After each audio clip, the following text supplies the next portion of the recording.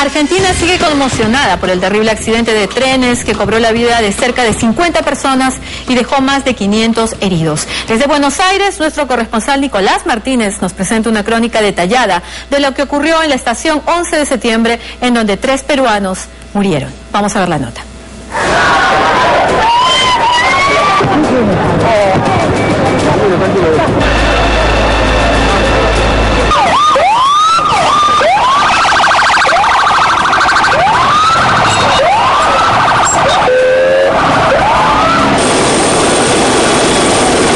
Miércoles 22 de febrero, cuando todo debió haber sido tranquilidad, serenidad para los pasajeros que todos los días suben al tren del ferrocarril Sarmiento, el cual los traslada a sus trabajos, de golpe, sin avisar, el infierno, el horror, llegó sin darse cuenta.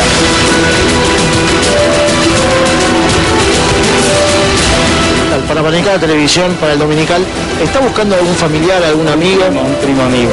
¿A un primo suyo? Sí, sí. ¿Cómo se llama su primo? Norberto Gallardo. ¿Todavía no lo encuentra o ya le informaron que estaba herido? No, estaba herido, pero no sé en qué hospital está.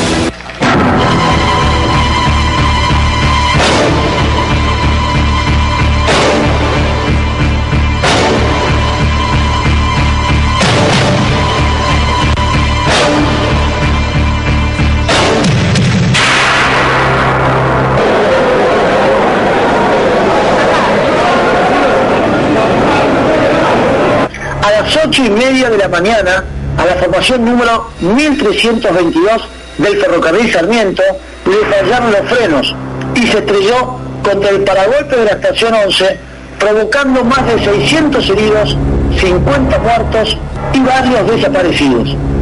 Todos los hospitales están colmados y abarrotados atendiendo a estas personas que no paran de salir con ambulancias.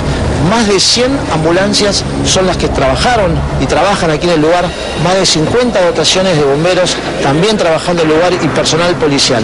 Minuto a minuto, el desastre iba tomando gravedad, ya que 140 personas, entre ellas mujeres embarazadas y niños menores, quedaron atrapados, hacinados entre fierros, retorcidos, mientras que cientos de personas intentaban desesperadamente escapar del tren por las ventanas o cualquier otro lugar para salvar sus vidas. Mientras, en las afueras del tren, sobre el andén de la estación, los primeros en llegar a socorrer a los pasajeros fueron los empleados de la empresa TVA, Trenes de Buenos Aires, quienes de manera improvisada intentaban salvar a quien pudieran. Más de 100 ambulancias, 5 dotaciones de bomberos, policías y personas de seguridad civil corrían desesperadamente para salvar a las víctimas. Desfilaban camillas con heridos que iban y venían sin parar a las ambulancias. Se vivía un total desconcierto de lo que había pasado. Llantos, gritos de dolor, miedo e impotencia eran los protagonistas de la escena. El asombro de los pasajeros era inexplicable. Sus caras reflejaban el horror de lo que se estaba viviendo. Las horas pasaban y los heridos seguían siendo derivados a los hospitales de la ciudad. ¿Cómo se llama? González. ¿Y hasta ahora no la encontró? Estas son las listas de la gente herida, de la gente desaparecida, que todavía no hay rastros de ellos. Las personas agolpadas aquí en la estación 11, tratando de encontrar a sus familiares. Han sido realmente horas de mucha tensión, gritos, corridas por el andén, desesperación e impotencia. Listas improvisadas se colgaban en las paredes de la estación del tren con los nombres de los heridos y desaparecidos para que sus familiares y amigos puedan encontrarlos.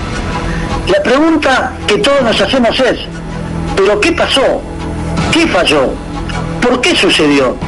¿Se pudo haber evitado? Preguntas que aún no tienen respuesta cierta. Ustedes fíjense el estado de los trenes, ¿no? Miren cómo se encuentran. Los apoyamanos, agarrados apenas soldados, peligrosísimo para la gente joven, para los menores de edad y para la gente adulta cuando bajan y suben del tren. Un tren prácticamente que sus ventanas están rotas, que se encuentra en una situación de deterioro total. Para colmo, las autoridades de la empresa contratista no daban explicaciones. Las autoridades nacionales miraban para otro lado sin hacerse cargo de lo sucedido.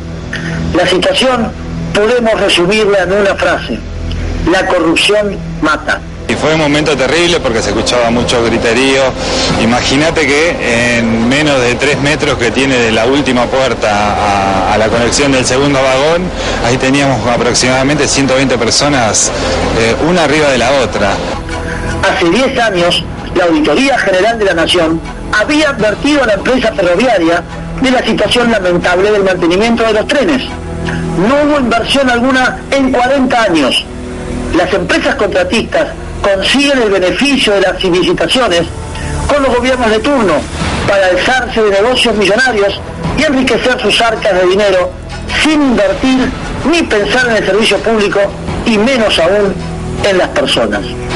Ayer yo me enteré que estaba en el Argerich, pero cuando yo llegué al Argerich me dijeron que ya había salido de alta, pero hasta ahora no llegó a ninguna casa familiar, nada, entonces estamos bastante preocupados. Ahora queda esperar a que el juez interviniente en el caso realice las pericias de rigor para saber realmente qué fue lo que pasó. Si usted está esperando saber si hay algún detenido al día de hoy, lamento decirle que no, y que seguramente tampoco lo habrá. El peor desastre de la historia ferroviaria de Buenos Aires se alzó de 50 muertes y más de 600 heridos. La corrupción mata. Ahora veremos qué es lo que dice el juez cuando realice las pericias oficiales del caso.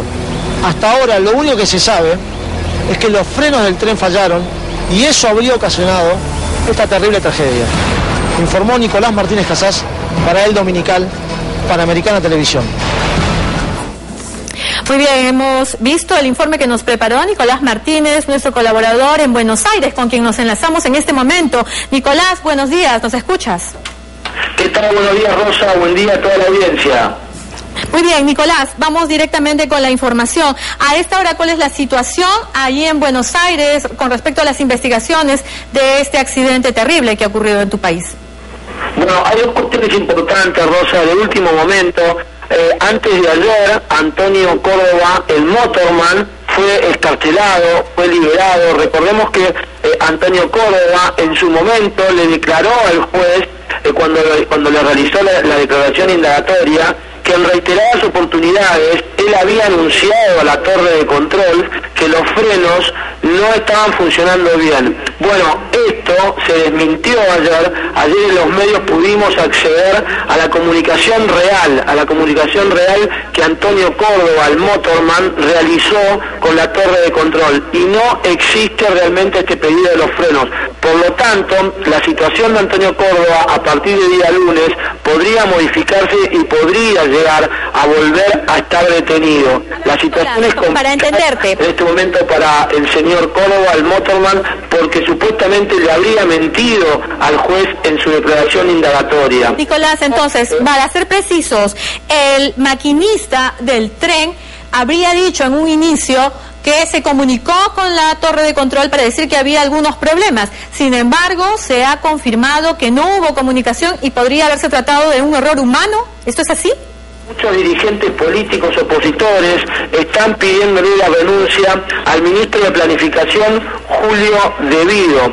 Hay una situación complicada en el ámbito político, en las cuestiones que tienen que ver con la licitación a la empresa de TVA, donde no se ha controlado los trenes hace más de 40 años.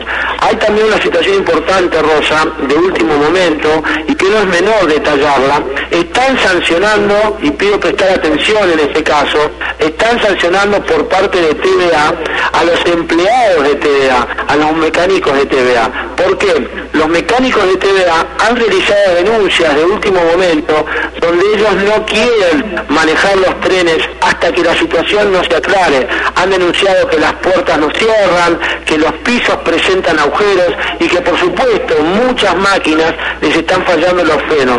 Esta situación es delicada, los están multando, los están suspendiendo y están denunciando una persecución política y una persecución realmente laboral, ¿no?